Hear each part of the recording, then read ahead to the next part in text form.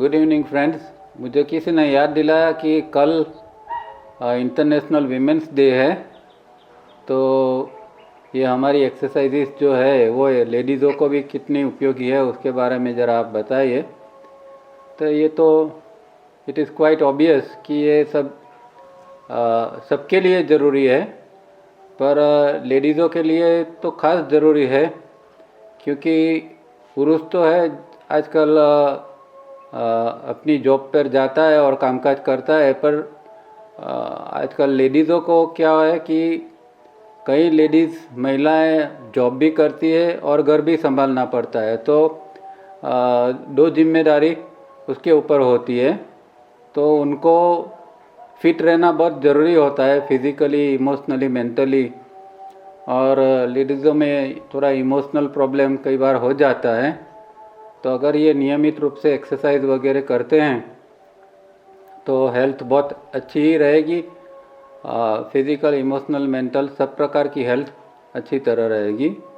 और दूसरा, हमारे पुरुषों का भी एक कर्तव्य रहता है कि भाई घर में जो महिलाएं हैं उसको वो ठीक ठाक रहे, मतलब उनकी हेल्थ की जिम्मेवारी पुरुषों के ऊपर भी है कि उसको अच्छा सा खाना मिले, उसको पर्याप्त नींद मिले, उसको थोड़ा स्पेस मिले अपने बारे में सोचने का, अपनी कुछ मनपसंद क्रियाएं करने का।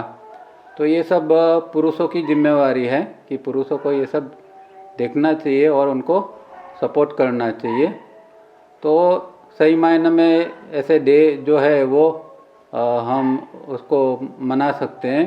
बाकी खाली तो डे आता है और जाता है, पर कोई कंस्ट्रक्टिव हम नहीं करते हैं या कोई अच्छे नए स्टेप्स नहीं लेते हैं तो कोई ऐसा खास फ़ायदा नहीं है। ऐसे बहुत सारे पूरे साल में बहुत सारे दिन आते जाते हैं, पर अगर कल इंटरनेशनल वीमेंस डे है तो वीमेंस को अपने को अपनी खास ये लेना है हेल्थ वगैरह के बारे में, और पुरुषों को भी उनके प्रति अच्छी सी देखभाल करना है। तो इसी के साथ आज का कार्यक्रम शुरू करते हैं। आज चैप्टर इतना लंबा नहीं है, 3 पेज का ही है, तो हम कवर कर लेंगे। तो मैं सोचता हूँ कि पहले कोई प्रश्न हो तो पहले प्रश्न लिया जाए, बाद में हम थोड़ा आराम से पढ़ेंगे। तो किसी को प्रश्न है तो म्यूट को ये करके पूछ सकते हैं।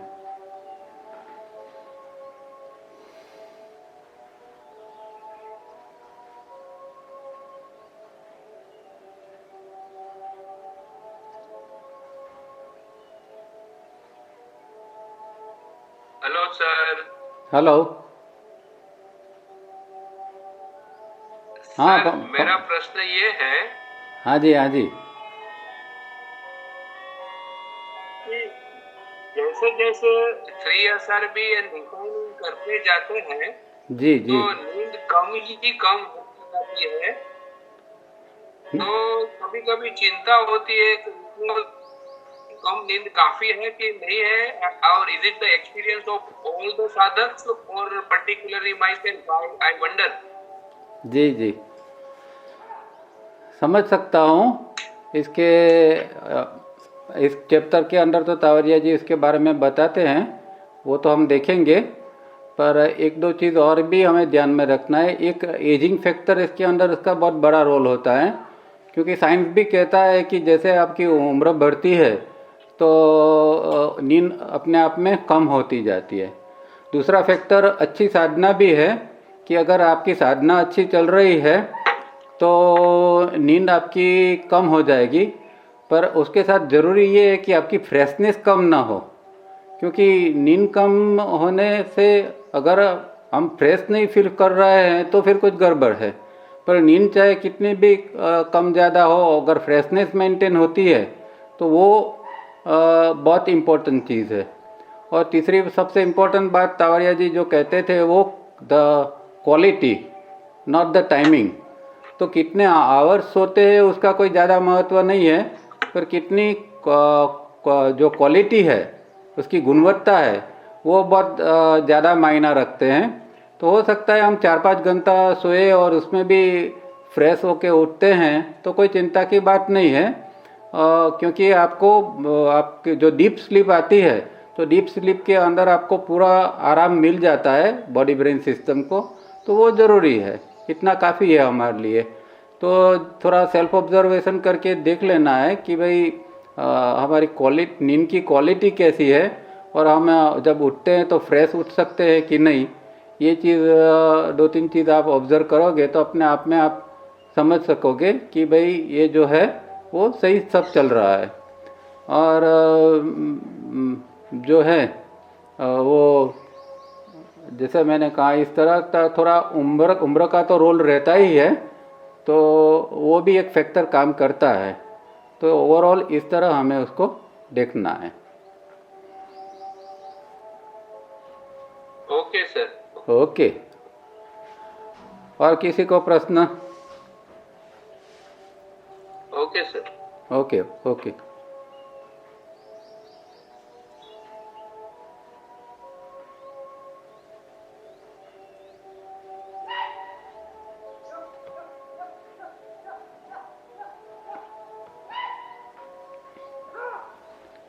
બોલો, બીજા કોઈને કંઈ પ્રશ્ન? બધું જ સમજાઈ ગયું છે?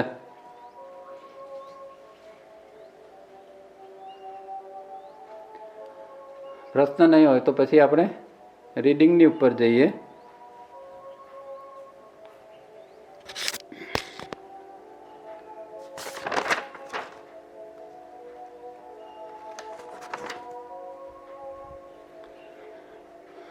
तो चैप्टर पढ़ने से पहले कुछ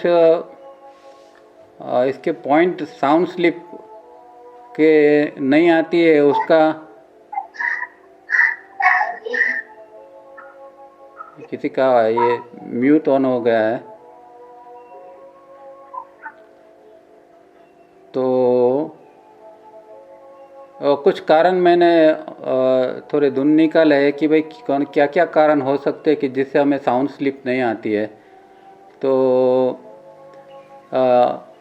एक तो है कि साउंड स्लिप नहीं आती है, रात को अच्छी नींद नहीं आती है, उसका अलग अलग कारण है।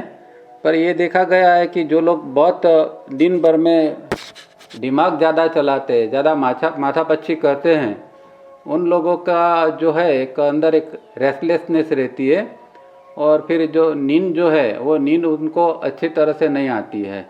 तो दिन भर में दिमाग को शांत रखना बहुत ज़रूरी होता है, और इसके लिए हमें उसके उपाय करने चाहिए। ज़्यादा दिमाग को चलाने की ज़रूरत नहीं है, जहाँ ज़रूरत नहीं है ऐसी जगह पर भी दिमाग को चलाते हैं और दिमाग को थका देते हैं। ये सारी चीज़ से हमें परे उठना है, उससे हमें ऊपर उठना है।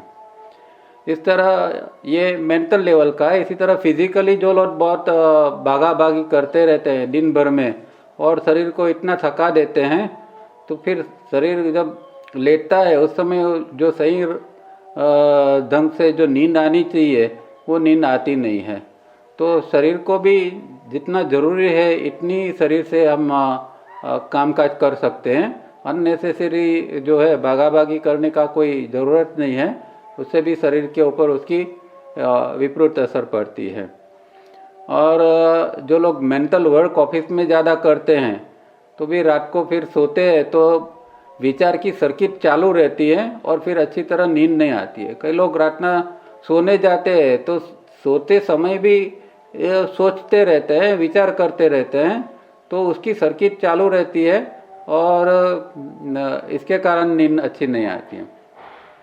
फिर दूसरा कारण एक ये है कि आजकल लोग टीवी रात को देर तक सोते समय तक देखते रहते हैं। कई लोग तो बेडरूम के अंदर सोते सोते भी देखते रहते हैं। तो ये अच्छी बात नहीं है। आप कम से कम आधा घंटा पहले टीवी को ऑफ कर देना चाहिए आपका सोने से पहले, ताकि इसका जो कोई इम्पेक्ट है वो थोड़ा न्यूट्रल हो जाए। अगर आप लास्ट मोमेंट तक टीवी देखते हैं और फिर जाके सो जाते हैं तो इसका एक इम्पेक्ट पड़ता है। कई बार आपने महसूस किया होगा कि जो जैसे कि आपने न्यूज़ में कुछ देखा है, तो आप जब नींद में पड़ते हैं तो आप ऐसा महसूस करते हैं कि जैसे कि अभी भी कोई समाचार दे रहा है और आप सुन रहे हैं, ऐसी आपको एक कभी कभी एक फीलिंग आएगी। तो क्योंकि ये जो एक कंटिन्यूटी बनी रहती है वो एक गलत है। तो इस दोनों के बीच में एक थोड़ा फासला होना चाहिए ताकि हम साउंड स्लीप ले सकें। और इसी तरह जो है वो मोबाइल जो है, मोबाइल से भी थोड़ा पहले इसको ऑफ कर देना ज़रूरी है। रात को क्या है कि और दूसरा एक अच्छी तरह अंधेरा भी होना ज़रूरी है, क्योंकि हमारे अंदर जो एक मेलाटोनिन जो हार्मोन्स है वो उसको ऐसा है कि जब अंधेरा होता है तभी वो रिलीज़ होता है और हमें अच्छी नींद आती है। तो अगर लाइट चालू है, कहीं और से कोई और प्रकाश आ रहा है, तो क्या होता है कि शरीर को उस बात को ऐसा लगता है कि नहीं अभी रात नहीं हुई है, तो जो मेलाटोनिन जो रिलीज़ होना चाहिए वो नहीं होता है, तो वो भी नींद के अंदर एक डिस्टर्बेंस क्रिएट करता है। तो साउंड स्लीप के लिए जो रूम है वो अच्छी तरह ऐसा होना चाहिए कि जहाँ ज़्यादा प्रकाश न हो। दूसरा, अगर आप प्रकाश कोई छोटी सी डिम लाइट भी करते हैं तो वहाँ रेड लाइट नहीं करनी है। और रेड बल्ब जो अगर आप लगाओगे तो उसके जो रेज होते हैं वो भी हमारी नींद को डिस्टर्ब करेंगे। तो एकदम अगर प्लेन जो प्रकाश है थोड़ा सा या वाइट प्रकाश है इस तरह का आए तो वो अच्छा है। फिर जो लोग रात को बहुत पेट भर के लेट खाते हैं और पेट भर के खाते हैं, तो उनकी जो स्लीप है वो सोते तो ज़्यादा है वो लोग, उन लोगों को स्वप्न भी बहुत आते हैं पर साउंड स्लीप नहीं आ सकती। उसको हमारे यहाँ तामसिक निद्रा कहते हैं। तामसिक मतलब कि जो इतना खा लिया है कि अभी उसको नींद की क्वालिटी उसके पास रहेगी नहीं। तो अच्छी नींद के लिए सोने से पहले कम से कम 3 घंटे पहले खा लेना चाहिए और लाइट खाना चाहिए। कोई हैवी या फीस्ट जैसी चीज़ जो है वो रात को कभी भी नहीं खानी चाहिए। और जैसे जो प्रैक्टिस कर रहा है, ये 3 स्टेप रिफाइनिंग वगैरह कर रहे हैं, उनको तो धीरे धीरे करके 4 बजे के ऊपर आ ही जाना है। तो शाम का खाना छूट गया तो जाएगा तो भी नींद अच्छी तरह आएगी। और जहाँ सोते वहाँ ट्रैफिक का आवाज़ नहीं आए वो भी ज़रूरी है। तो थोड़ा शांति हो ऐसे माहौल में हम सोएंगे तो नींद अच्छी आती है। फिर जो वहाँ का वातावरण है, थोड़ी सी खुशबू वगैरह होती है तो अच्छा है। अगर आजू बाजू से बदबू आ रही है तो भी नींद आपकी नींद को डिस्टर्ब करेगी। तो स्वच्छ वातावरण और बिस्तर जो है अपना वो भी एकदम स्वच्छ होना ज़रूरी है। बिस्तर मैली चादर है या चादर में से कोई बास आ रही है या अपने कपड़े में से पसीना की बास आ रही है, तो ये सब भी नहीं होना चाहिए। गर्मी के दिन है तो रात को सोने से पहले अगर स्नान करके सोते हैं तो बहुत अच्छा है। यूडिकोलन वगैरह लगा के सोते हैं तो एकदम फ्रेशनेस रहती है और अच्छी तरह नींद में हम सो सकते हैं। और दूसरा लास्ट ये भी देखना है कि मच्छर खटमल वगैरह है कि नहीं वहाँ, तो वो भी आपकी नींद के ऊपर प्रभाव डाल सकते हैं। नींद कभी कभी अच्छी आती है पर मच्छर हमें जगा देते हैं, तो उसके उपाय कर लेने चाहिए। अब साउंड स्लीप के लिए हमें क्या करने चाहिए, तो एक इससे सबसे अच्छी चीज़ है हमारे पास कॉन्शियस स्लीप। तो कॉन्शियस स्लीप दिन में और रात को सोने से पहले भी थोड़ी देर के लिए आप कॉन्शियस स्लीप कर सकते हैं, मतलब पूरे बॉडी को रिलैक्स कर सकते हैं, तो वो बहुत अच्छा है। रिलैक्सेशन के कारण जो है वो विचार धीमे पड़ जाते हैं और हम नींद में आसानी से चले जाते हैं। और जो लोग 3 स्टेप करते हैं इन लोगों के लिए तो और अच्छा है कि कॉन्शियस स्लीप के साथ 3 स्टेप भी आप करो और नींद के अंदर चले जाओ। तो ये करना एक ज़रूरी होता है। और फिर दिन में अच्छी तरह एक्सरसाइज करो, 3 स्टेप करो, चलने घूमने जाओ। तो इस तरह थोड़ा शारीरिक व्यायाम जो है वो ज़रूरी होता है ताकि नींद हमें अच्छी तरह आ सकते हैं। और मैंने आगे बताया इस तरह लेट फूड नहीं लेना चाहिए या लेट से कोई प्रोग्राम वगैरह में इन्वॉल्व नहीं होना है। और ख़ास इम्पोर्टेंट बात यह है कि जब भी आप सो तब सोते समय कोई और प्रकार के विचार मत करो, ना ऑफिस के विचार करो, ना और किसी के विचार करो, ना रिलेशन के विचार करो। बस आपका ध्यान सोने में होना चाहिए और शरीर की जो संवेदना है वो संवेदनाओं के साथ रहते सो। कि अब शरीर में क्या हो रहा है, शरीर के अंदर, क्योंकि नींद आती है तो एक रिलैक्सेशन फील होता है, तो हमारा एक अंदर एक जो ड्राउजीनेस या एक तंद्रा जिसको कहते हैं, वो तंद्रा आती है, तो उसको तंद्रा को फील करो, शरीर की संवेदना को फील करो और धीरे धीरे नींद के अंदर उतरो। तो उस समय और कुछ नहीं सोचना है, क्योंकि हम विचार करते हैं तो फिर वो विचार चालू रह जाते हैं, तो कम विचार, एकदम विचार को शांत कर दो। इस तरह हमें रात को सोना चाहिए। और ज़रूरी किसी को लगे तो थोड़ा अच्छे प्रकार का संगीत भी सुन सकते हैं सोने से पहले, तो अच्छा संगीत होता है तो वो भी साउंड स्लीप लाने के लिए हमें हेल्प करता है। तो इस तरह इतने उपाय करने से हम अच्छी तरह नींद ले सकते हैं। अब इनर डिसिप्लिन का जो चैप्टर 10 है, must we sleep and how much, उसको हम पढ़ते हैं। पेज नंबर 56 है। तो कितनी निद्रा लेनी है और वो किस प्रकार की होनी चाहिए। उसमें पहले खलील जिब्रान का बहुत अच्छा सा कोटेशन है, half of what I write is meaningless but say it so that the other half may reach you.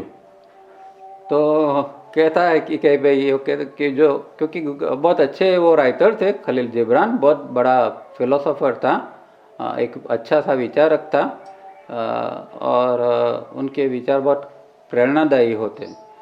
तो वो कहते हैं कि जो मैं लिख रहा हूँ उसमें से आधा ही काम का है, बाकी आधा तो कोई काम का ही नहीं है।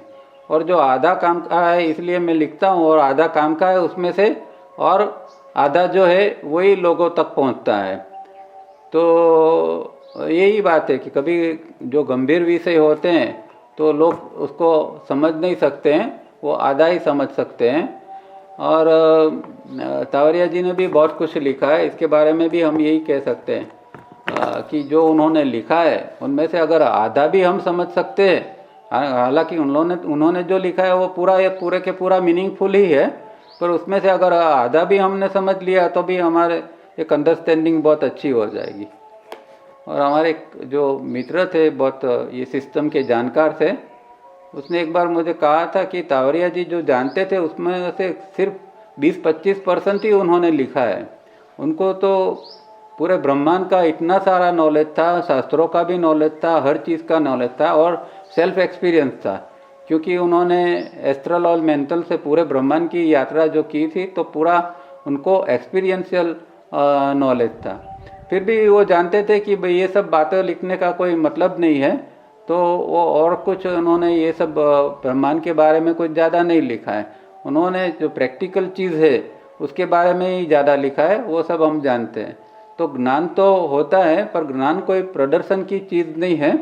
वो जितना ज़रूरी है उतना ही जो योगी है और संत है। और हम देखेंगे कि अगर योग सूत्र आप देखो, कितने कम शब्दों के अंदर इसको लिखा गया है। एक एफोरिज्म है, सूत्र है, श्लोक होता है उसके अंदर तो 2 लाइन होती है और थोड़ा श्लोक लंबा होता है, पर जो संस्कृत में जो सूत्र लिखने की जो परंपरा थी, वो एफोरिज्म इसको कहते हैं, वो तो इसमें कम से कम शब्दों का उपयोग किया जाता है।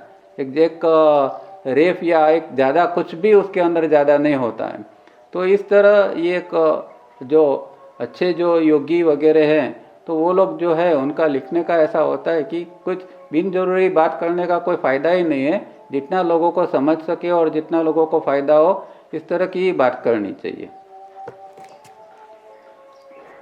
अब टॉपिक के ऊपर वो कहते हैं कि before we begin, let us suppose that the reader is the busiest man on earth, and so it is precisely for such a person that this few lines are written. तो ये तावरिया जी ने ये जो चैप्टर लिखा है ये sleep का, तो कहते हैं कि भाई ऐसे व्यक्ति के लिए मैंने लिखा है कि मानो कि जो बहुत बिजी रहता है, पूरे दिन कामकाज में रहता है, और ऐसे व्यक्ति को नींद किस तरह की कैसे लेनी चाहिए, वो इसके बारे में उन्होंने यहाँ लिखा है। If such a person sleeps daily for 8 hours, we wish to request him to sleep 7 hours, and we assure that it is going to do him no harm. तो नॉर्मली हमारे यहाँ 8 घंटा लेने का एक चलन है, और ज़्यादातर साइंस और इसमें भी सब लोग कहते हैं कि भाई 8 घंटा नींद लो। तो एक 8 घंटा नींद लेने की हमारे यहाँ एक रिवाज है। तो कहते हैं कि 8 घंटा आप सो रहे हो तो आप 7 घंटे धीरे धीरे करके 7 घंटे के ऊपर आ जाओ, और 7 घंटा नींद लेने से भी आपको कोई नुकसान नहीं होगा। वो मैं वो आपको एश्योर करता हूँ, उसके बारे में मैं विश्वास से कह सकता हूँ।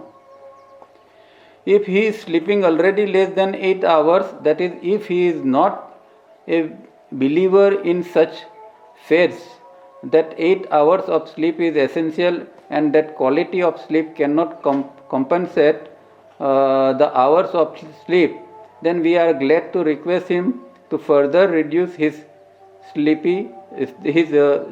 by 1 hour. तो यहाँ एक दूसरी भी बात उन्होंने यहाँ क्वालिटी की बात कही है कि अगर कोई मानता है कि भाई स्लीप के आवर्स का सवाल नहीं है, जो स्लीप की क्वालिटी है वही इम्पोर्टेंट है, ऐसा कोई अगर मानता है और कोई ज़्यादा नींद लेने का उसको कोई ये नहीं है, उसके अंदर कोई ऐसा कोई मिसअंडरस्टैंडिंग नहीं है कि भाई ज़्यादा नींद लेने से ही शरीर को आराम मिलता है, तो ऐसी व्यक्ति को मैं कहना चाहूँगा कि आप 7 घंटा सोते हैं तो और 1 घंटा आप रिड्यूस करिए। We consider that the best hours of sleep are from midnight to 4 in the morning. तो रात को 12 से 4 बजे का जो टाइम है, मिडनाइट 12 से 4 बजे का टाइम है, वो उनकी दृष्टि से बेस्ट आवर्स है, क्योंकि उसके दौरान जो है वो डीप स्लीप आती रहती है। और दूसरा ये होता है कि इसके दौरान जो हमारा जो सेल्स जो है वो सेल्स का रिप्रोडक्शन सबसे ज़्यादा होता है। तो ऐसा टाइम बहुत ज़रूरी है हमारे नींद के लिए कि सेल्स का ज़्यादा से ज़्यादा रिप्रोडक्शन हो, क्योंकि हमारा पूरा सबका सब हमारे जो हेल्थ है, हमारा आयुष्य है, ये सब जो है हमारा सेल्स के ऊपर डिपेंड करता है। तो रात को 12 से 4 के बीच में हमारी नींद डिस्टर्ब नहीं होनी चाहिए। किसी भी हालत में 12 बजे से पहले तो सो ही लेना चाहिए, और 4 बजे उठ सकते हैं अगर बॉडी फ्रेश है और उठ सकते हैं तो सबसे अच्छा है। जो एडवांस साधना करते हैं वो लोग ऐसा कर सकते हैं, 4 घंटे की नींद में भी आराम ले सकते हैं। पर अगर ऐसा नहीं हो सकता है तो उन्होंने दूसरे भी विकल्प बताए हैं कि और क्या कर सकते हैं। पर 12 से 4 के अंदर की नींद को हमें डिस्टर्ब नहीं करनी चाहिए। यहाँ तक कि जो छोटा बच्चा होता है, जो एकदम छोटा बच्चा दूध पीने के लिए अगर रात को उठता है तो वो भी नहीं होना चाहिए, क्योंकि उसका जो सेल्स का डेवलपमेंट या जो बॉडी बन रहा है वो ताकि उसको डिस्टर्ब ना हो। तो वो कहते थे कि रात का टाइम जो है वो बच्चे दूध पीने के लिए न उठे, इस तरह की इसको हैबिट डालो ताकि उसका ग्रोथ अच्छी तरह हो सके। Also nearly but not as good are the hours from 11 in the night to 5 in the morning, and that is the maximum that one should indulge in. तो ये दूसरा विकल्प यहाँ दिया है कि भाई 12 से 4 में तो आपके लिए अगर कम पड़ता है 4 घंटे की नींद, तो आपके किसी हालत में आप नहीं, आपको बॉडी के लिए रेस्ट मिलता है। तो फिर दूसरा विकल्प दिया है कि 11 बजे सो जाओ और सुबह में 5 बजे उठ जाओ, मतलब 6 घंटे की आपको नींद। पहले में 4 घंटे की थी, अब यहाँ 6 घंटे की नींद कर दी है कि भाई 6 घंटे की आप नींद लो, और 11 से 5 के बीच में की जो नींद है वो अच्छी है। Sleep is like once income, तो ये हमारी इनकम जैसा है, हमारा जो आमदनी है, ये स्लीप जो है वो हमारी आमदनी जैसा है। If the family drains the income out or has expensive indulgence, then even a large income looks small and a person is in डेप्ट। तो ये इनकम के साथ उसकी ये कंपैरिजन करते हैं कि अगर किसी आदमी का इनकम बहुत है फिर भी उसके गलत खर्चे, फैमिली के अंदर गलत खर्चे होते हैं, उसके गलत खर्चे होते हैं, अननेसेसरी खर्चे होते हैं, तो उसके पास कोई बचत नहीं रहेगी। चाहे वो कितना भी कमाता होगा, पर वो इतना जो कमाता है इतना खर्च कर लेता है, तो उसके अंदर कोई बचत इसके पास रहेगी ही नहीं। इस तरह निद्रा का भी है कि भाई आप जो रात को जो आप आराम लेते हैं और फिर दिन भर में भागा भागी करके जो शरीर को थका देते हो, तो जो आपको एनर्जी मिलती है वो आप पूरी के पूरी गंवा देते हैं। तो इस तरह जो है ये वो कोई काम का नहीं है हमारा बॉडी का ग्रोथ के लिए, या बॉडी की हेल्थ के लिए ये अच्छा नहीं है।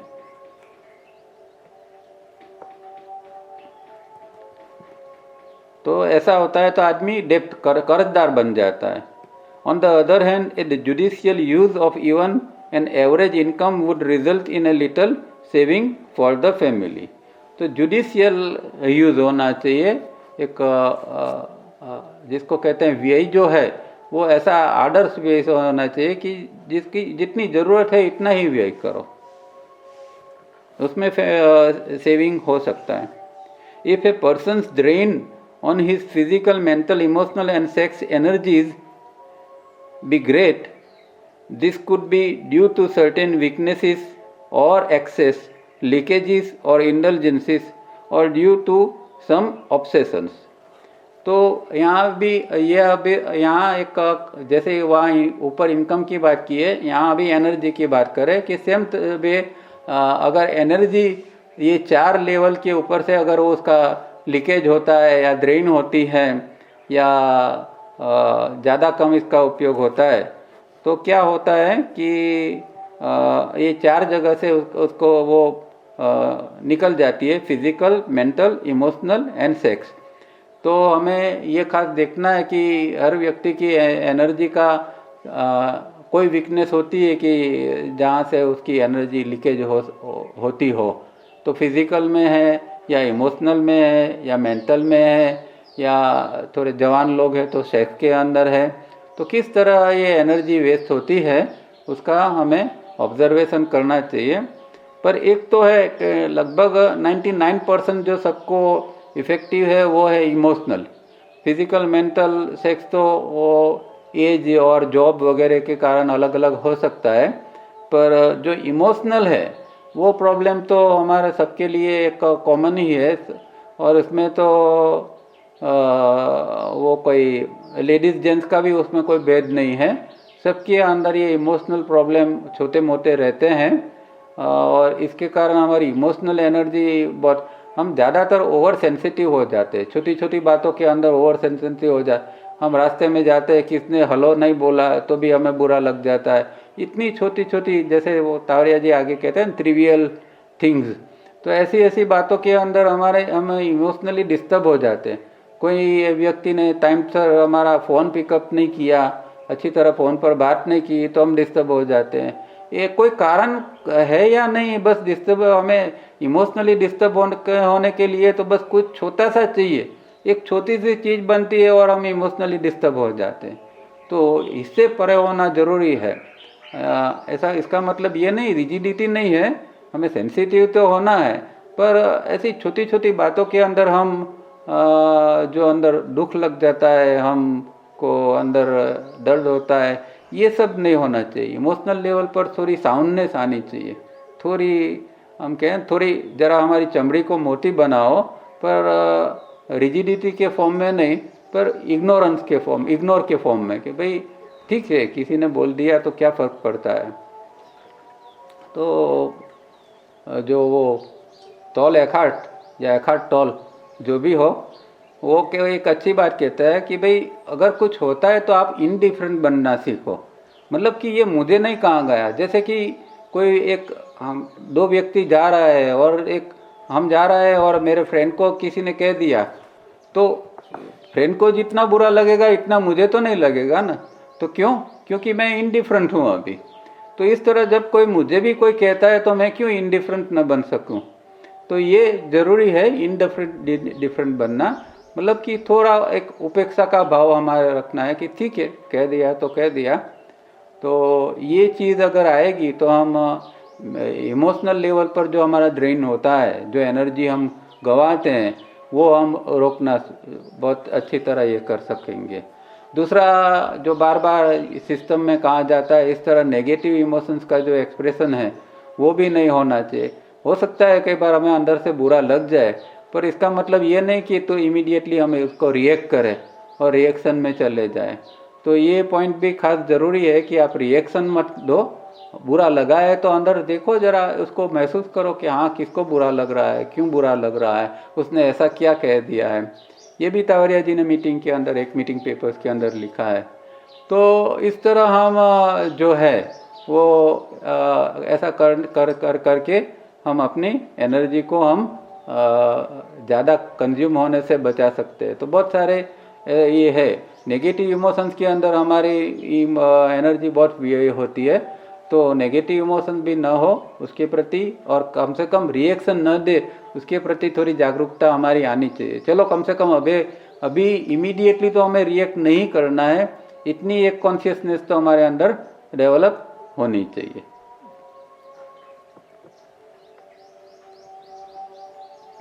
और किसी चीज़ का ऑब्सेशन नहीं होना चाहिए, ये एक गलत बात है। एक ऑब्सेशन हो जाता है, क्रेज हो जाता है, ये चीज़ तो चाहिए ही, अब ये प्रोग्राम है ये तो मुझे देखना ही पड़ेगा, इस तरह का खाना तो मुझे चाहिए ही चाहिए, इस तरह का पहनना तो मुझे चाहिए ही चाहिए। तो ऑब्सेशन किसी भी चीज़ का होगा तो वहाँ से भी आपकी एनर्जी जो है वो वेस्ट हो जाएगी। Then we are afraid that not 8 but even 18 hours sleep will not help, and like a drain on income one is in debt, and so such a person will be a sick person। तो ऐसा है कि अगर ये सब हो रहा है, हमको देखना चाहिए कि ये चारों जगह से, अगर चारों में से या और कोई मतलब कि 2 में से 3 में से कहाँ से किस तरह हमारी एनर्जी वेस्ट होती है, ये ऑब्जर्वेशन करके देख लेना चाहिए। अगर ये होता है तो कहते हैं कि 8 घंटा फिर क्या, फिर 18 घंटा सोओगे तो भी कोई हेल्प नहीं मिलने वाली है, क्योंकि बहुत सारी एनर्जी आपकी वेस्ट होती रहेगी। और ऐसी व्यक्ति फिर है तो वो तो सिक पर्सन ही कहलाएगी।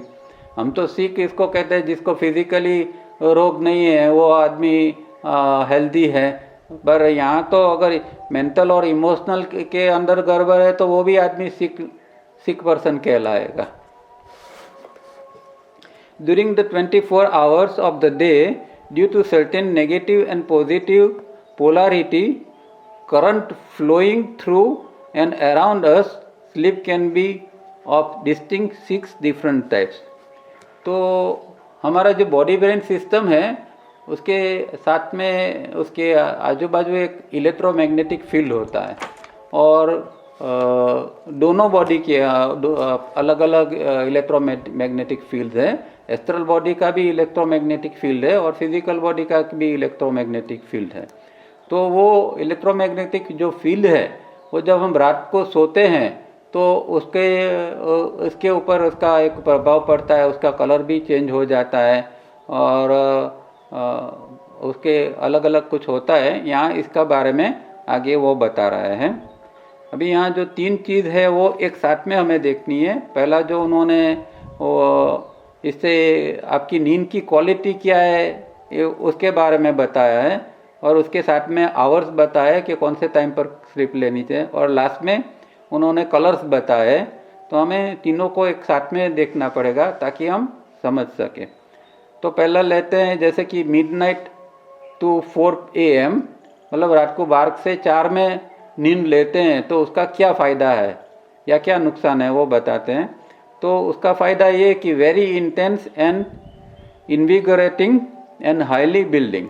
तो अगर 12 से 4 में नींद लेते हैं तो वो एकदम गहरी नींद आएगी, गहन इंटेंस नींद आएगी, और वो नींद जब आप उठेंगे तो स्फूर्तिदायक होगी। आप उठेंगे तो आपका बॉडी जो है स्फूर्ति से भरा होगा, और वो नींद जो है वो रचनात्मक होगी। मतलब इसके बाद भी आपका माइंड इतना फ्रेश रहेगा कि आप क्रिएटिव थॉट्स कर पाएंगे, कुछ नया नया अच्छे अच्छे विचार आपको आ सकते हैं। तो 12 और 4 के बीच का जो टाइम है वो सबसे बेस्ट है, पर जो योग की उच्च साधना करते हैं उनके लिए ये टाइम इतनी नींद लेना जरूरी होता है, सामान्य गृहस्थी के लिए नहीं। अब उस समय कहते हैं कि पेल ब्लू, तो हल्का सा जो नीला कलर होता है वो, तो मैंने बताया कि ये इलेक्ट्रोमैग्नेटिक फील्ड है उसका जो कलर है वो इस तरह का चेंज होता है। पर ये हम देख नहीं सकते, या कोई योगी होता है या देख सकता है, या कोई ऐसे इंस्ट्रूमेंट अगर डेवलप हुए हैं तो वो जान सकते हैं।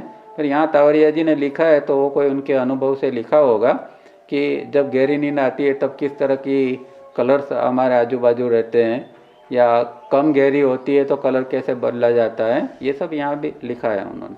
अब सेकंड जो है 11 AM टू मिडनाइट 12 एंड 4 AM टू 5 AM, मतलब 11 से 4 बजे या फिर 12 से 5 बजे का जो है टाइम, ये दूसरा टाइम बताया है। यहाँ 5 घंटे की बताया है, पहले 4 घंटे का था, अब 11 से अब 4 बजे सुबह या 12 से 5 बजे सुबह, ये 5 घंटे का टाइम बताया। उसमें कहते हैं इंटेंस एंड बिल्डिंग, तो यहाँ जो है वो इसमें भी थोड़ी गहरी है, पर वो पहले जितनी गहरी नहीं है, वेरी इंटेंस उसमें बताया। यहाँ बताया इंटेंस मतलब गहरी है और थोड़ी रचनात्मक भी है, पर वो एक नंबर जैसी नहीं है। उसका कलर जो है वो पिंक कलर बताया गया है, गुलाबी कलर बताया है। तीसरा जो आवर्स है वो 8 PM to 11 PM and 5 AM to 7 AM। तो अगर 8 से 5 के बीच में या फिर 11 से 7 के बीच में जो लोग सोते हैं, इन लोगों के लिए इनडिफरेंट और that which adds not an ounce of energy, तो इनडिफरेंट होती है, मतलब कि यहाँ कोई एनर्जी बढ़ती नहीं है। यहाँ कोई आप सो के उठते हैं तो एनर्जी आपको कोई फ्रेशनेस का अनुभव नहीं होता है। तो इतना समय अगर इसमें आप सोते हैं 7-8 घंटा, तो आपको कोई ज़्यादा कोई फ़ायदा नहीं है, क्योंकि एनर्जी गेन उसमें कुछ होता नहीं है ये टाइमिंग के अंदर। मतलब कि बहुत जल्दी सो जाने का भी कोई फ़ायदा नहीं है, लोग बहुत जल्दी सो जाते हैं और फिर जल्दी उठते नहीं हैं, तो उसका कोई फ़ायदा नहीं है। फिर है 7 AM टू 12 नून। तो अगर कोई दिन में सोता है, सुबह में सो जाए, क्योंकि अभी तो कई लोग तो कामकाज शिफ्ट में करते हैं, रात तक काम करते हैं और सुबह में आके सो जाते हैं। तो ऐसे लोगों के लिए 7 AM टू 12 नून जो है वो a little wasteful of energy instead of being able to give energy. तो यहाँ तो जो है एनर्जी, सोएंगे 5-6 घंटा फिर भी कोई एनर्जी का बेनिफिट नहीं मिलेगा। खाली एक ऐसा फील होगा कि हाँ सोए हैं तो जरा अच्छा लग रहा है इतना ही है। बाकी जो अंदर जो सेल्स का रिपेयरिंग होता है और सेल्स के अंदर जो रीजनरेशन होता है, ये जो सब कामकाज जो है वो तो बिल्कुल नहीं होगा। जो लोग रात को सोते नहीं है, तो उन लोगों के लिए अंदर जो सफाई का काम होना चाहिए, वो अच्छी तरह रिपेयरिंग का काम, मेंटेनेंस का काम जो है वो अच्छी तरह नहीं होता है। तो जो दिन में सोते हैं उनके लिए कोई फायदा कारक नहीं है। फिर 12 नून टू 4 PM। हाँ, ये जो है 7 AM टू 12 नून का जो कलर है वो येलो है, और उसके पहले का कलर जो है वो ग्रीन है। और जो 12 से 4 जो सोते हैं उनके लिए damaging will damage the nerve tissues. तो जो अगर आप 12 और 4 के बीच में सोते हैं तो आपके जो नर्व्स है वो डैमेज हो सकते हैं, आपकी जो नर्व्स के जो टिश्यूज है वो भी डैमेज हो सकते हैं। यहाँ एक बात ध्यान में रखना है कि अगर हम खाना खाने के बाद आराम करते हैं तो वो गलत नहीं है, पर जो लोग एकदम नींद में चले जाते हैं, गहरी नींद में चले जाते हैं, जैसे रात की जैसे कैसे नींद में लेते हैं, इस तरह की कई लोग दिन में भी नींद लेने लगते हैं, स्नोरिंग करने लगते हैं, ये गलत बात है। तो कभी भी दिन में आप सो, आराम करो, और हो सके तो 3 स्टेप का म्यूजिक चलाओ और 3 स्टेप करते करते लेटे रहो, चाहे आधा घंटा 1 घंटा जितना टाइम है आप लेते रहो, कोई चिंता नहीं। पर 3 स्टेप चालू होना आपका जरूरी है, और नींद ना आ जाए इसका ध्यान रखना है। बाकी नींद आ गई तो वो आपके एनर्जी वेस्ट कर देगी। और लास्ट में है 4 PM टू 9 PM, मतलब शाम का समय जो है वो highly damaging conducive to sickness and diseases. तो ये बहुत एक डेंजर टाइमिंग है कि अगर रात शाम को 4 बजे से 9 बजे के बीच में सोते हैं तो वो जो है आपको बीमार कर देगा कि इस तरह उसको तो टाइमिंग कुछ ऐसे होते हैं कि उसकी उस समय में अगर आप सोओगे तो सबसे ज़्यादा नुकसान बॉडी को नर्व्स वगैरह को होगा। तो ये बहुत अनुभव से तावरिया जी ने ये सब लिखा हुआ है और हमें इसका चुस्ती से पालन करना चाहिए। और इसमें लास्ट में जो है वो रेड कलर है। वैसे भी रेड कलर जो है वो नींद के लिए और हेल्थ ये अपने दिमागी हालत जो है मतलब शांति के और के लिए वो अवरोध रूप कलर है। तो हमें देखना चाहिए कि कौन सी कैटेगरी में आते हैं, हमें कितना ये रहना चाहिए। अगर हम बारह से चार के बीच में नहीं ये कर सकते हैं तो फिर उन्होंने बताया इस तरह 11 से 4 के बीच में या 12 से 5 के बीच में या 11 से 5 में अगर 6 घंटे की नींद चाहिए हमें तो 11 से के 5 के बीच में हम नींद ले सकते हैं। इस तरह का हमें फिर अपने आप में एक टाइम टेबल बना के इसके ऊपर इसका अमल करना है। The only satisfaction we get from more sleep is mental. The thought that we have slept.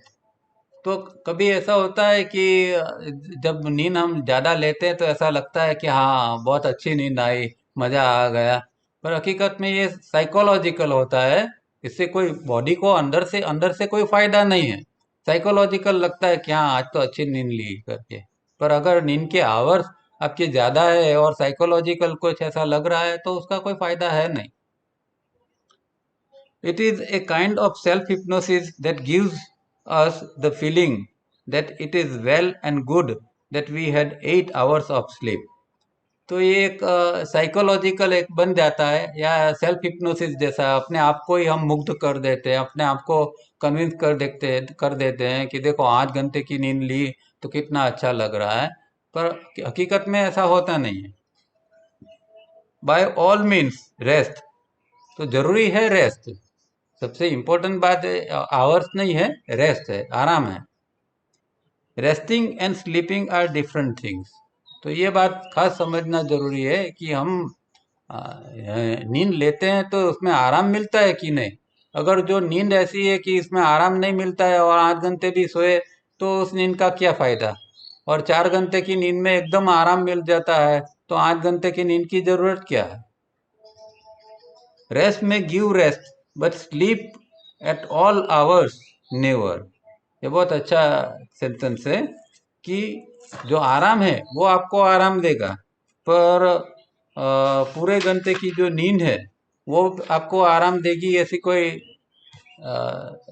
Guarantee नहीं है। ऐसा कोई एश्योरेंस नहीं है कि 8 घंटा सो लिया तो आपको आराम मिल ही गया। पर अगर आप सही मायने में आराम करते हैं, आराम का मतलब क्या है कि आप पूरे बॉडी ब्रेन सिस्टम को एकदम रिलैक्स कर देते हो। ना कोई ज़्यादा विचार है, ना कोई अंदर कुछ गड़बड़ चल रही है, एकदम शांति है, रिलैक्सेशन है, बॉडी रिलैक्स है, माइंड रिलैक्स है। ऐसी स्थिति को हम आराम कह सकते हैं। सो जाना उसका मतलब आराम नहीं है। सो जाना अलग बात है और आराम अलग बात है। फिर यहाँ एक गीता का जो कोटेशन है यहाँ बताते हैं, the Gita again guides us in our trifles of sleep and taking food. तो खाना, यहाँ गीता का एक कोटेशन तावरिया जी ने बताया, मेरे ख्याल से ये छठे अध्याय का है जो आत्म संयम योग है, उसके अंदर योग के बारे में बहुत सारी चीजें बताते हैं। तो ये युक्ताहार विहारस्य ऐसा एक श्लोक है वो यहाँ बताते हैं, meditation is not for those who eat too much nor for him who eats not at all nor for him who is over much addicted to sleep not for him who is always awake but for him who regulates his food and recreation, who is balanced in action, in sleep, or in waking, it shall dispel all unhappiness. तो यहाँ वही बात बताते हैं कि अगर ज़्यादा खाते हैं तो मेडिटेशन यहाँ यूज़ किया है। मेडिटेशन का मतलब हमें आध्यात्म करना है कि जो आध्यात्म की यात्रा कर रहे हैं इन लोगों के लिए ज़्यादा खाना भी अच्छा नहीं है और एकदम भूखे रहना भी अच्छा नहीं है, तो बीच में का रास्ता है। इसी तरह ना कि बहुत लंबे समय तक सोते रहना है, या ना फिर एकदम टोटली नींद का त्याग करके जागृत रह के साधना ही करते रहना है। कई लोग ऐसे भी करते हैं, पर वो एक शरीर के ऊपर बहुत अत्याचार हो जाता है। तो अति जिसको कहते हैं, जैसे भगवान बुद्ध ने मध्यम मार्ग बताया था, इस तरह अति में नहीं जाना है, मध्यम मार्ग को पसंद करना है।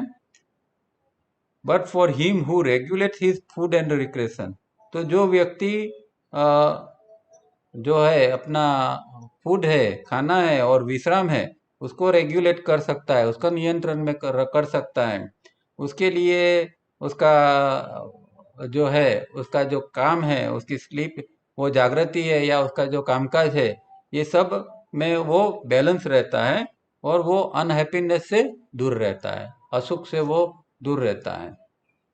इस तरह गीता कहती है।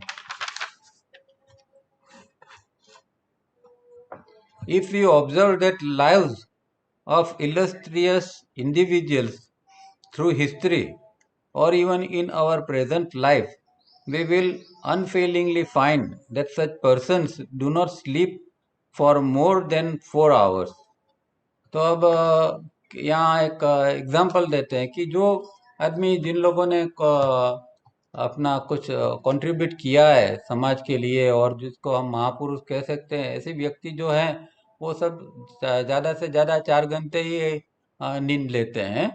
और हिस्ट्री में भी ऐसा एग्जाम्पल है, जैसे कि सावरिया जी नेपोलियन बोनापार्ट की बात करते थे, जो फ्रांस का था, बहुत बड़ा सेनापति था। तो वो कहते थे कि वो एक योगी जैसा था, इसलिए वो 4 घंटे ही नींद लेता था और कई बार तो वो घोड़े के ऊपर बैठ के ही सो जाता था और उसमें ही उसको बैटलफील्ड के अंदर घोड़े पर बैठे बैठे ही सो जाता था और उसको आराम मिल जाता था। और उसकी जो ये हार्ट रेट थे, वो उसको 58 to 60 था। तो ये एक तावरिया जी एक साइन बताते हैं कि जो अगर अच्छी साधना आपकी चल रही है और जो योगी है, उसकी जो हार्ट रेट जो है, वो हार्ट रेट जो है वो 58 to 60 चलते रहते हैं। तो नेपोलियन के भी 58 हार्ट्स थे, हार्ट बीट्स थे। इस तरह वो कहते थे। तो एक ही हिस्ट्री में तो ऐसा एक व्यक्ति था ही, और बहुत सारे और भी होंगे। गांधी जी भी कम सोते थे, और वो तो रात को 2:30 बजे उठ जाते थे और जल्दी सो जाते थे। इस तरह जो बड़े लोग जो है और थे, वो लोग कम नींद लेने पर भी बहुत फ्रेश रह सकते थे और अपना जो कामकाज था वो अच्छी तरह कर सकते थे। Further observation would suggest that such a pattern holds true for years, and regardless of age, they had a sharper intellect and better health. और ऐसा भी नहीं है कि ये 4 घंटा खाली सोने से उसकी कोई हेल्थ के ऊपर या उसकी बुद्धि क्षमता के ऊपर या कामकाज के ऊपर कोई असर पड़ी होगी। ये जो पैटर्न के ऊपर जो वो सोते थे 4 घंटे की, तो उसको कोई फर्क नहीं पड़ता था उनका। ऑन द कॉन्ट्ररी वो और अच्छी तरह स्फूर्ति में रहते थे, हेल्थ भी उन लोगों की अच्छी रहती थी। There is another benefit arising from observing lesser hours of sleep. तो कम सोने का दूसरा भी कुछ फायदा है।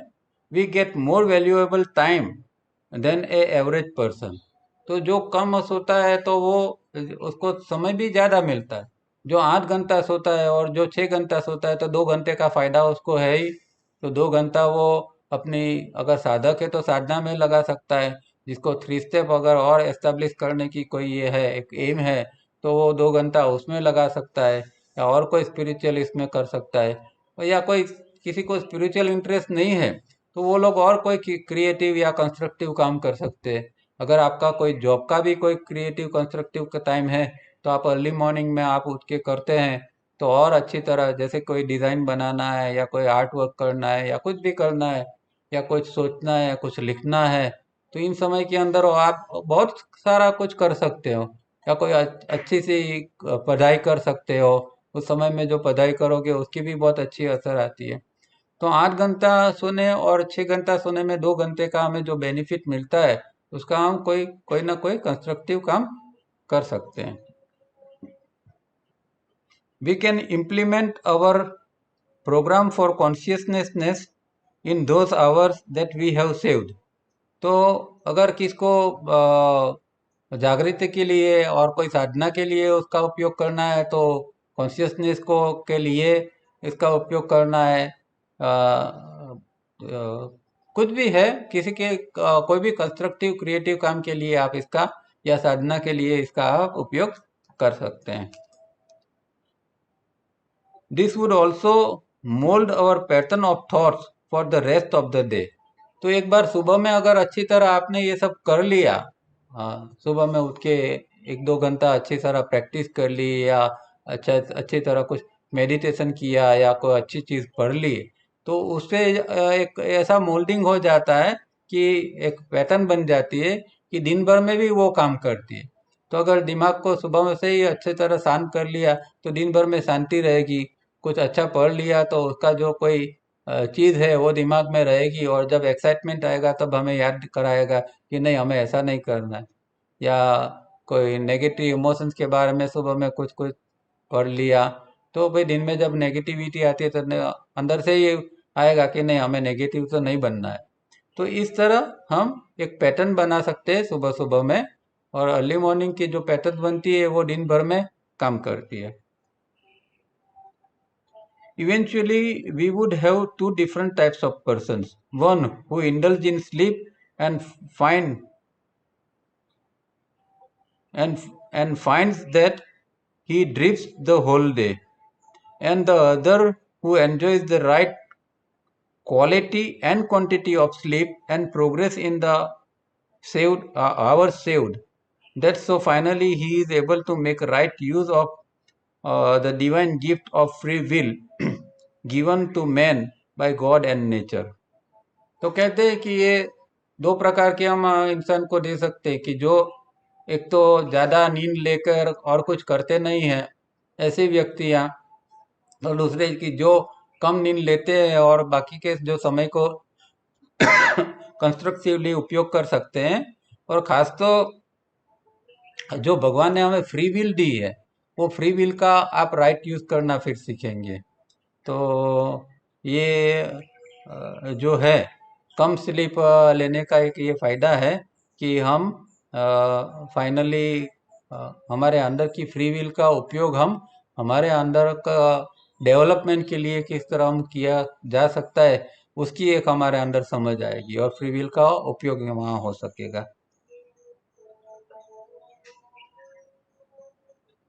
Now should we decide to cut down on our sleep, it should be at the rate of 10 minutes every fortnight. अब यहाँ थोड़ा एक प्रोग्राम देते हैं कि अगर आप कन्विंस है कि भाई आप 8 घंटे है तो आपको 7 घंटे करना है, 6 घंटे करना है, तो आप किस तरह करोगे? हैफेज़ार्डली नहीं, न कोई जल्दबाजी में और कोई दूसरे ढंग से नहीं, पर एकदम साइंटिफिकली एकदम आपको ग्रेजुअली जाना है। तो कहते हैं कि पहला जो है वो पहले आप खाली पहले 15 दिन के अंदर आप खाली 10 मिनट कम कीजिए। तो जो दिन में सोते हैं तो मानो कि हमने आइडियल एक स्लीप का टाइमिंग बनाया कि मुझे 11 बजे से 5 बजे के बीच में सोना है। अब आप 11 बजे से आप लेट सोते हो या फिर 5 बजे से लेट आपका हो जाता है, तो मानो कि एक साइड पकड़ो, आप 5 बजे से लेट उठते हो तो मानो कि 6 बजे उठते हो तो आप 6 बजे में से 10 मिनट ही कम करो। एक अलार्म इस तरह बजाओ कि भाई 10 मिनट पहले आप उठ जाते हो और 15 दिन तक इसको मेंटेन करो। Again proceed at the rate of 10 minutes a fortnight, and when another hour is cut down, continue without a further cut for 1 month. तो इस तरह 10-10 मिनट जो है वो आप हर 15-15 दिन में कम करते जाओ, और 1 घंटा अगर ख़त्म होता है फिर आप रुक जाओ। तो 1 घंटा ख़त्म करने के लिए मतलब रोज अगर 10-10 मिनट 15 दिन में कट करते हैं तो हमें 3 महीना लगेंगे। तो 3 महीने के अंदर हम 1 घंटे के अंदर 1 घंटा हमारा कम हो जाएगा। तो फिर चौथा महीना जो है वो चौथा महीना में कुछ कट नहीं करना है, चौथा महीना उसको मेंटेन करो वो 1 घंटे वाला। उसके बाद में फिर से उसको 10-10 मिनट कट करते जाना है।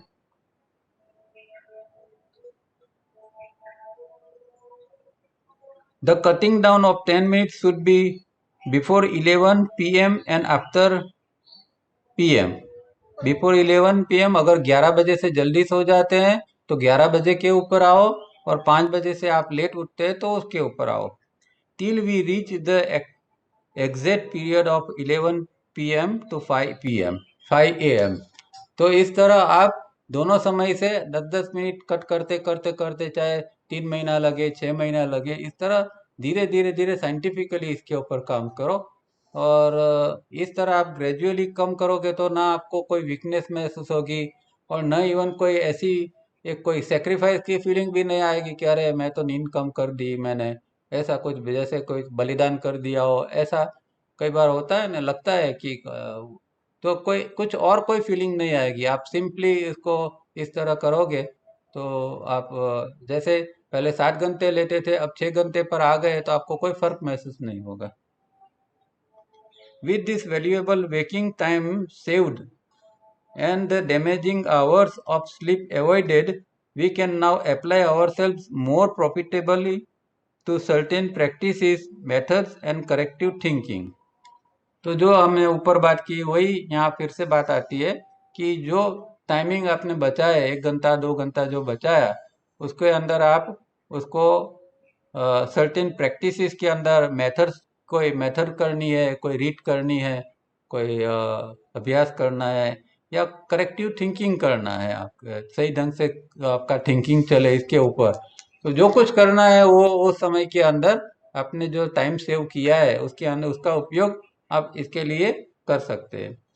This hour saved would sow the seed of our practices which will ultimately grow into the whole tree of life. तो ये जो अगर हमने इस तरह ये सुबह सुबह में ये अच्छी तरह ये करते हैं उसका उपयोग, तो जैसे कि एक प्रैक्टिस का बीज हम बोते हैं कि जो आगे जाके हमारी एडवांस प्रैक्टिस तक ले जाएगा। अभी 1 घंटे की प्रैक्टिस है, इसका बीज हमने बो लिया सुबह में ये इतना 1 घंटा निकाल के, तो वो एक पूरा लाइफ का एक ट्री बन जाएगा इस तरह का, जो आगे जाके हमें और एडवांस प्रैक्टिसेस के अंदर ये ले जा सकता है। तो ये पहला काम हमारा एक बीज बोने का है। तो जो टाइम बचा है उसका हम इस तरह उपयोग कर लें। These practices should not be regarded as practices but should be regarded as life in miniature. तो ये बहुत इम्पोर्टेंट बात है कि हम प्रैक्टिस करते तो प्रैक्टिस करते हैं ऐसे जैसे कि कोई ये दूसरा काम करते इस तरह, अरे प्रैक्टिस कर ली। और कई लोग तो एक्सरसाइज, अरे एक्सरसाइज हमारी हो गई। ये एक्सरसाइज शब्द दिया है पर इसके पीछे बहुत गहरी चीज है, तो वो हमें देखनी चाहिए और उसको एक सम्मान पूर्वक उसको रिगार्ड के साथ उसको लेना चाहिए। और जैसे कि ये हमारी एक मिनिएचर लाइफ ही है, तो प्रैक्टिस में अगर आप 2 घंटा प्रैक्टिस करते हैं तो एक मिनिएचर एक छोटी सी आपका जीवन का भाग है, एक छोटा सा जीवन ही इसको समझ लो। इसको प्रैक्टिस या एक्सरसाइज ऐसे करके उसको रिगार्डलेस मत बनाओ, उसको रिगार्ड दो कि एक जो आप 1 घंटा 2 घंटा या आधा घंटा भी करते हैं, कुछ भी करते हैं, वो एक रिगार्ड के साथ करो कि आप जो कर रहे हैं एक छोटा सा एक जीवन जी रहे हो। 1 घंटे के अंदर आप संपूर्ण एक जीवन जी रहे हो, क्योंकि आप ये 1 घंटे के अंदर ही आपके साथ में हो सकते हो। दूसरे समय में तो हम बाहर का बाहर ही हमारा चित्त घूमता रहता है, और कुछ दिमाग में चलता रहता है। पर 1 घंटा ये जो आपका प्रैक्टिस का है वो समय ऐसा है कि आप आपके ज़्यादा से ज़्यादा नज़दीक है, आप आपके आपको अपनेपन को महसूस कर सकते हैं। तो ये ऐसा कीमती समय है, इसीलिए ये एक अपने आप में 1-2 घंटे की अपनी एक लाइफ बन जाती है। नो पर्टिकुलर क्लास और क्रीड और ओपिनियन और नॉलेज और रीडिंग इज एसेंशियल और इज सजेस्टेड। तो और कुछ तावरिया जी ज़्यादा यहाँ कुछ कहना नहीं चाहते हैं, कि वो कहते हैं कि और कुछ नहीं, बस इतना जो बताया है, ये नींद आप कम करो और इसका क्रिएटिव उपयोग करो, अपने अंदर अपना डेवलपमेंट के लिए करो, तो वो इतना करना और जानना काफ़ी है। take this thought for serious reading and thinking. Reading, thinking, living. What is the common link? ये जो है रीडिंग, थिंकिंग और लिविंग, मतलब कि कुछ पढ़ना, विचार करना या जीना, ये तीनों के अंदर कौन सी एक कॉमन लिंक है, कौन सी कॉमन एक कड़ी होती है? When hour of the day or night can forge this link. तो कौन से ऐसे आवर्स रात के या दिन के हैं कि जिसमें हम इसको फोर्ज कर सकते हैं, इसको एक मोल कर सकते हैं, इसको घाट दे सकते हैं इस लिंक को। How best can I make use of this hours? तो वो जो एक घंटा जो है या जो भी समय है, उसका मैं किस तरह ज़्यादा से ज़्यादा उपयोग, अच्छी तरह उपयोग कर सकूं, इसके ऊपर सोचने के लिए वो बताते हैं। तो यहाँ चैप्टर ख़त्म होता है और अब तक में हमने फूड के बारे में देख लिया, निद्रा के बारे में देख लिया, 3SR के बारे में भी देख लिया है। तो ये सब चीज़ इकट्ठा हमें करना है। खाना पीना और सोना, ये सब जो है वो एकदम मॉडरेट फॉर्म में होना चाहिए और प्रैक्टिस हमारी अच्छी होनी चाहिए, तो ग्रेजुअली हमारा प्रोग्रेस होता ही रहेगा। तो यहाँ ये समाप्त होता है। अब 5 मिनट बची है, किसी को कोई प्रश्न है तो पूछ सकते हैं।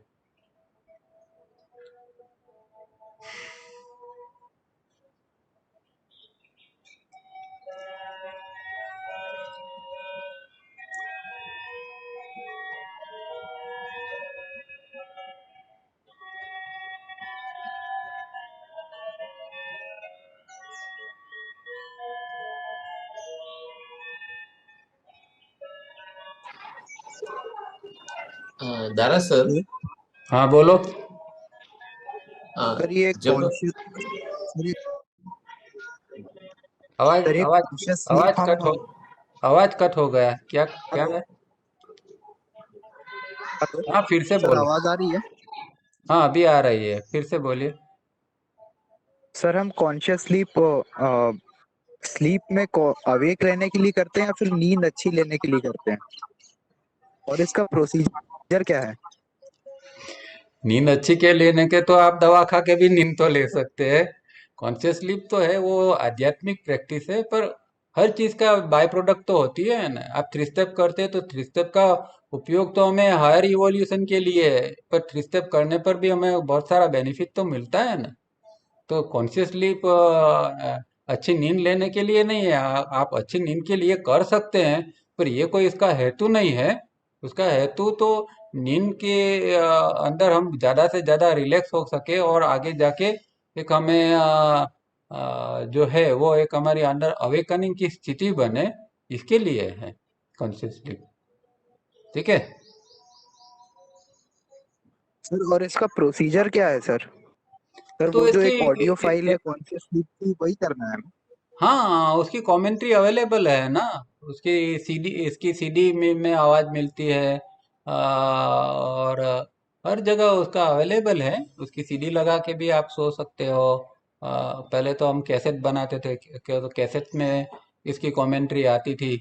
नीचे पैर से लेके ऊपर सर तक धीरे धीरे किस तरह बॉडी को रिलैक्स करना है, फिर इंद्रियों के ऊपर किस तरह आना है, हर चीज के ऊपर, मन के ऊपर आना है। तो ये धीरे धीरे करके कर सकते हैं, पर कमेंट्री जरूरी है क्योंकि आप खुद नहीं कर सकते हैं, अगर सजेशंस जरूरी है इसलिए इसके अंदर।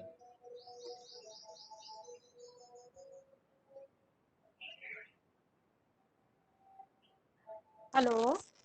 हाँ બોલો।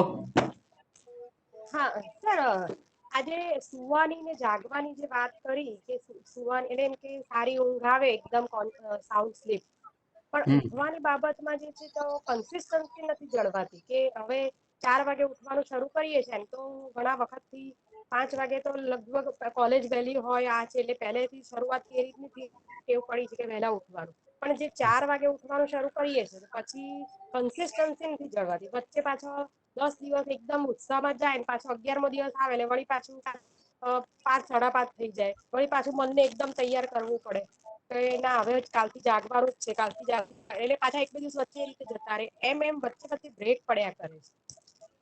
बिल्कुल सही તો है। એ શું મનની નબળાઈ નબળાઈ हाँ, मननी नबले तो थोड़ा एक डिटर्मिनेशन तो कम होता है। डिटर्मिनेशन एकदम एकदम सही ढंग से या एकदम परफेक्ट है तो ऐसा नहीं होता है, डिटर्मिनेशन कम कर पड़ता है। और देखो हमारा बॉडी ब्रेन सिस्टम है, उसके ऊपर बहुत प्रकार की इम्पैक्ट और इन्फ्लुएंस होती है। तो बहुत सारी चीज़ों के असर के कारण कुछ ना कुछ आगे पीछे रहता है।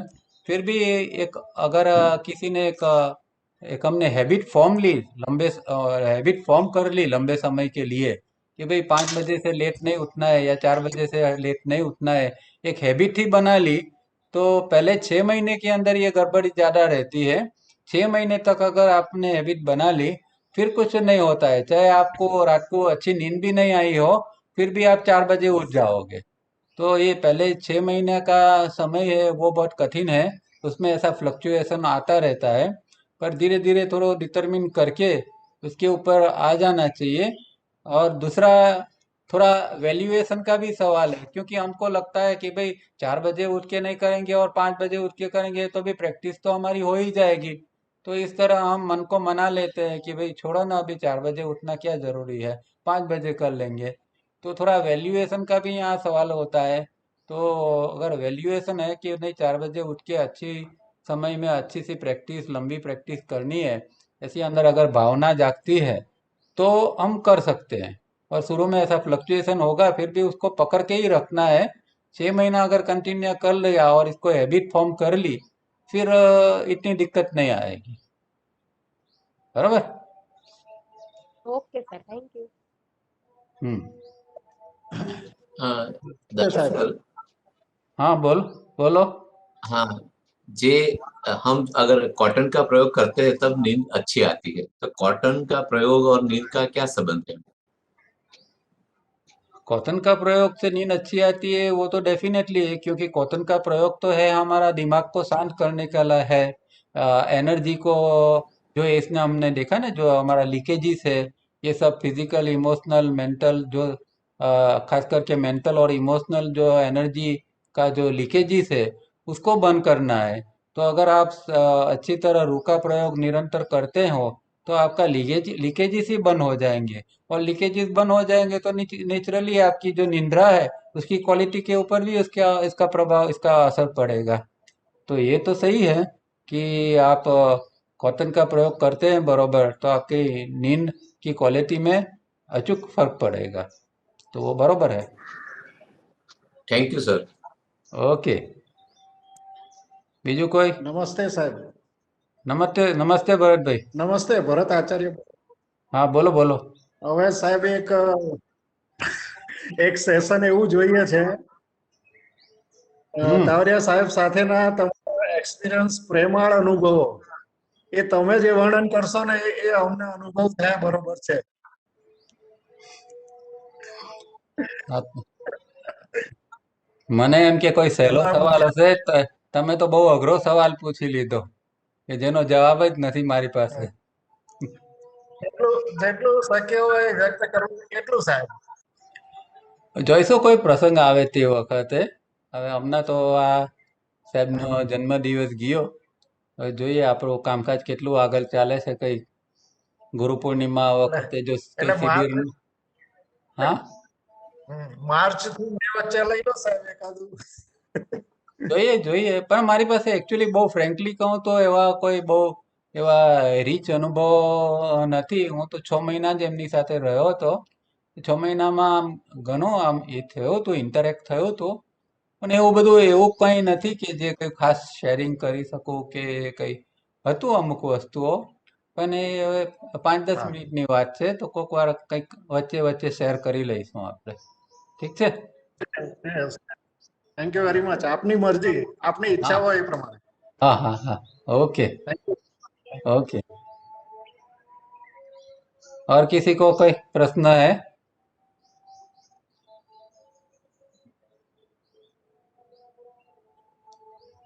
तो ठीक है, हमारा समय भी हो चुका है, यहाँ हम समाप्त करते हैं।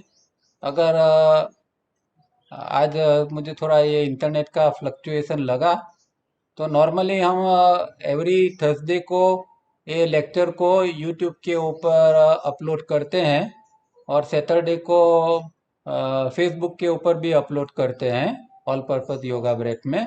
तो अगर अच्छी तरह सुनाई नहीं देता है तो फिर आप उसको सुन सकते हैं।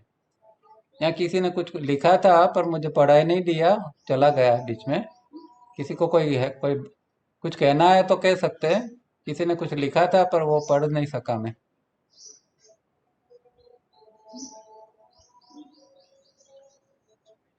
ठीक है, तो नेक्स्ट टाइम कुछ बाकी रहा होगा तो बात कर लेंगे। किसी को और नेक्स्ट टाइम कुछ पूछना है तो पूछ लेना। Thank you very much. यहाँ समाप्त करते हैं। Thank you. थैंक यू दादा। Thank you. Thank you. Thank you. Thank you sir. हाँ हाँ, thank you sir. Thank you.